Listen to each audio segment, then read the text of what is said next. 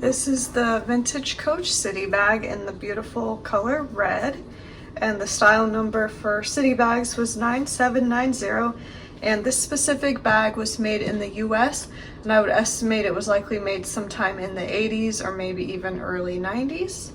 So I'll go ahead and show you the bag now. So here's what the front looks like. And as you can see, it is a shoulder bag that comes with an adjustable strap. And here's the side. And it does come with a matching hang tag. And then here's the back of the bag. And as you can see, it comes with a nice deep slip pocket here in the back. And then we'll go ahead and open the bag.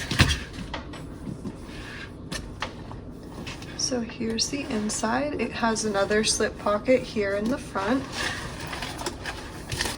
And then on the inside of the bag, it also comes with a zip pocket in the back. And then of course there's the Coach Creed there. I'll go ahead and insert a photo so you can see that the bag is in fact authentic. So that's the city bag. It's still available in our Etsy shop if you wanted to check it out. So I will, as always, link it below in the description box. But otherwise, thanks for watching, and I'll see you guys next time.